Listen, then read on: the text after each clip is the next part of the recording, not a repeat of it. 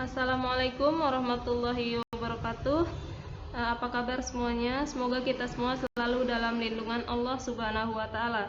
Baiklah, pembelajaran kita kali ini kita akan membahas tentang aturan sinus dan kosinus. Tapi ini saya bagi menjadi dua part. Part yang pertama ini kita hanya akan membahas aturan sinus. Nah, materi ini dipelajari di kelas 10 atau kelas 1 SMA. Seperti yang kita ketahui bahwa sebuah segitiga terdiri dari 3 sisi dan 3 sudut dengan jumlah ketiga sudut tersebut adalah 180 derajat. Untuk segitiga siku-siku hanya dibutuhkan satu sisi dan satu sudut, tidak termasuk sudut siku-siku ataupun dua sisi diketahui. Nah, kita dapat mengetahui perbandingan dari panjang sisi dengan sudut pada segitiga dan juga menghitung luas segitiga menggunakan prinsip trigonometri. Nah, untuk menghitung dengan prinsip trigonometri, kita akan membutuhkan aturan sinus dan kosinus. Aturan inilah yang akan bisa membantu kita menyelesaikan perhitungan dengan prinsip trigonometri. Nah, untuk aturan sinus. Aturan sinus adalah sebuah aturan yang diturunkan berdasarkan hubungan perbandingan nilai sin dari suatu sudut dengan panjang sisi-sisi pada segitiga. Penggunaan aturan sinus.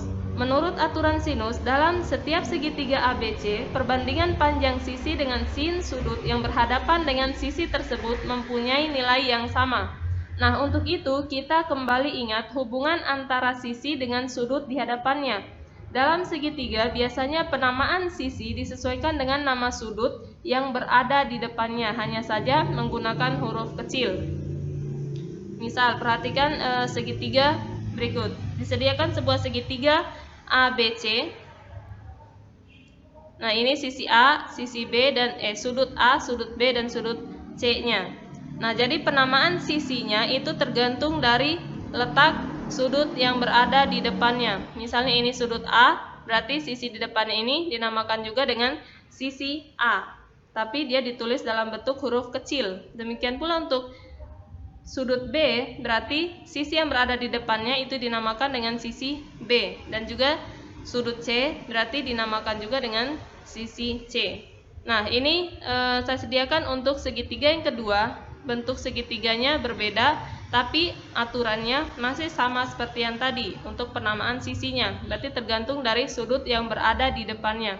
Misal ini untuk sudut A, berarti sisi di depannya dinamakan dengan sisi A. Ini untuk sudut B, sisi di depannya itu namanya adalah sisi B.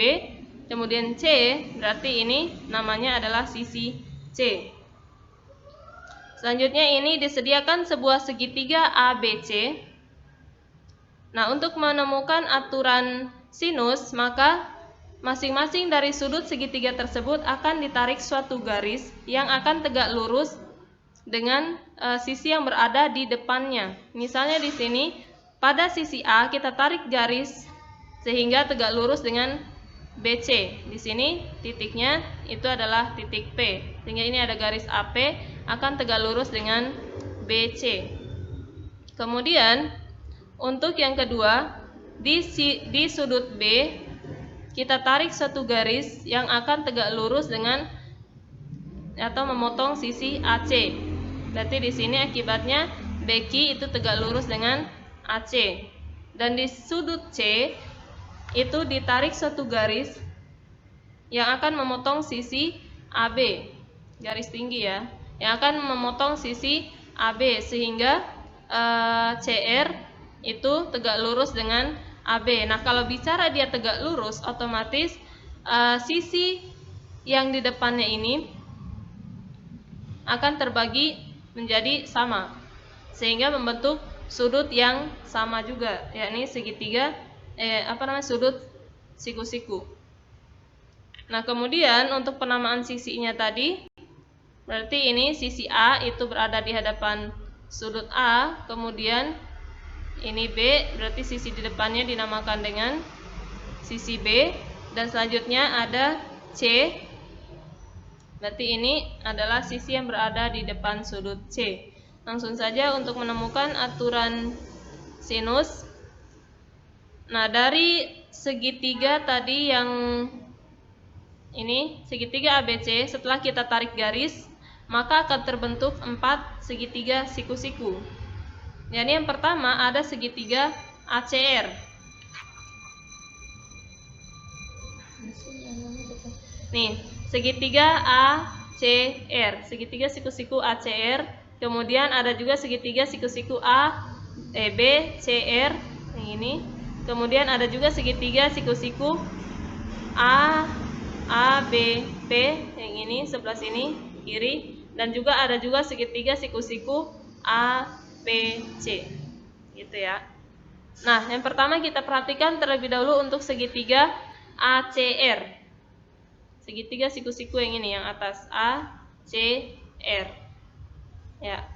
Nah, dari situ kita ambil suatu perbandingan sinus atau trigonometrinya, karena kita ingin menemukan aturan sinus, maka yang kita ambil adalah perbandingan sin. Nah, perbandingan sin seperti yang kita pelajari sebelumnya itu adalah perbandingannya adalah demi atau depan miring. Maka di sini dari segitiga ACR kita ingin mencari untuk sin A. Sin A berarti alfanya di sini di sudut A, maka di depannya, sisi di depannya itu adalah sisi CR dan miringnya itu adalah ini AC atau B, sehingga diperoleh sin A sama dengan CR per B, atau bisa diubah menjadi CR sama dengan B kali sin A. Itu untuk persamaan yang pertama. Persamaan kedua, kita perhatikan segitiga BCR. Ini yang bawah BCR. Nah, sama seperti tadi, untuk menemukan sin B, berarti ini kita ambil alfanya terletak di sudut B, maka jadi depannya adalah CR per miringnya adalah A. Ya. Ingat, sudut miring, sisi miring itu terletak tepat di depan sudut siku-siku.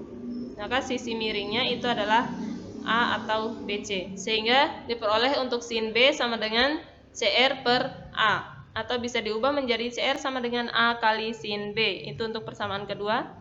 Persamaan ketiga, coba perhatikan segitiga ABP. ABP yang sebelah kiri. Nah, kemudian ini berarti untuk sin B, sisi alfanya terletak di B, berarti yang jadi depannya adalah ini AP per miringnya adalah C. Jadi AP per C, sehingga bisa diubah menjadi AP sama dengan C kali sin B. Itu untuk persamaan ketiga. Dan yang terakhir untuk segitiga siku-siku APC. Ya, APC. Berarti siku-sikunya ada di sudut P. Kemudian yang kita cari adalah sin P. Maka berarti yang di depannya sudut C atau alfanya ini adalah AP per miringnya adalah B. Diperoleh berarti AP per B, atau bisa diubah menjadi AP sama dengan B kali sin C. Itu untuk persamaan 4. Nah, untuk memperoleh aturan sinus, maka kita ambil dari 4 persamaan tadi, kita sederhanakan. Yang pertama untuk persamaan 1 dan 2. Jadi berdasarkan persamaan 1 dan 2, persamaan satunya adalah B kali sin A sama dengan A kali sin B. Dan ini bisa diubah menjadi, ini tinggal dikali silang, sehingga ini kita sesuaikan B berarti per sin B sama dengan A per sin A. Ya. Jadi B dengan B, A dengan A. Di bawahnya itu ada sinnya. Kemudian atau supaya lebih bisa diingat, maka ini hanya diubah posisinya saja. Di depannya itu adalah A, sehingga A per sin A sama dengan B per sin B. Itu untuk persamaan 5. Dan berdasarkan persamaan 3 dan 4 dengan cara yang sama seperti sebelumnya, maka persamaan 3 itu adalah C kali sin B sama dengan persamaan 4-nya itu adalah B kali sin C, dan bisa diubah menjadi C per sin C. Ini ya, kali silang.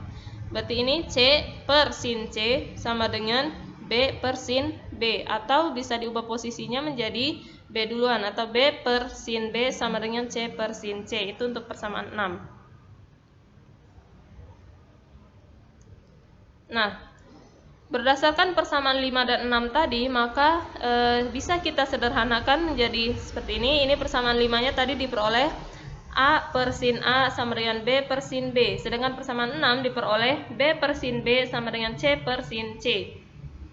Diperoleh ini A per sin A, B per sin B-nya ininya sama, jadi kita tulis 1 saja.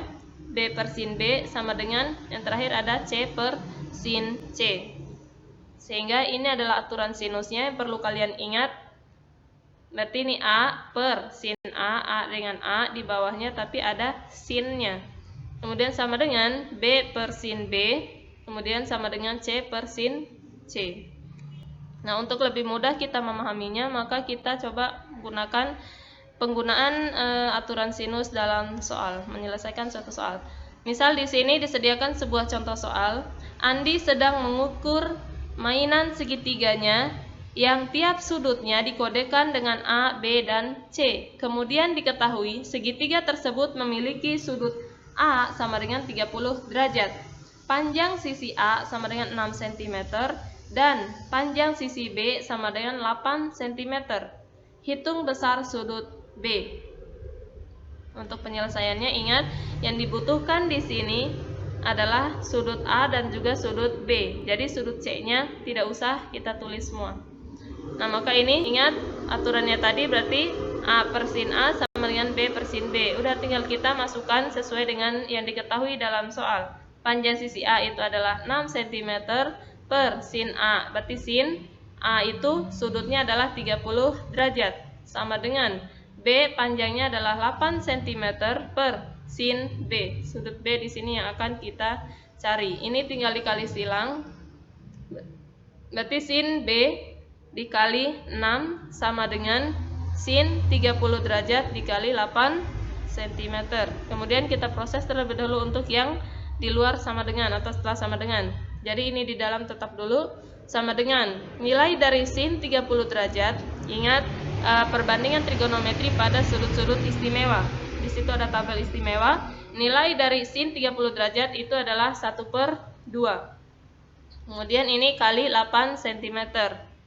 Nah, kemudian ini berarti 1/2 kali 8 atau 8 bagi 2 itu adalah hasilnya 4. Nah, setelah itu baru kita ubah menjadi sin B sama dengan 4 per 6 cm. Jadi 6-nya ini baru kita bawa ke atau pindahkan ke ruas setelah sama dengan. Kalau misalnya dia berpindah berarti dibalik ya. Dari kali menjadi pembagian.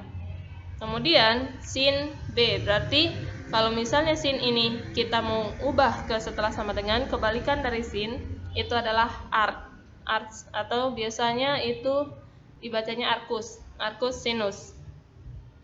Nah, ini 2/3 itu 4 dari 4/6 itu disederhanakan. Nah, jika kalian cari di kalkulator nilai dari arc sin itu adalah 41,8 derajat. Maka besar dari sudut B itu sama dengan 41,8 derajat. Baiklah, mungkin sampai sini dulu pembahasan yang dapat kita sampaikan, yang dapat saya sampaikan. Lebih dan kurangnya saya mohon maaf. Semoga bisa dipahami. Wabillahi taufiq wal hidayah. Wassalamualaikum warahmatullahi wabarakatuh.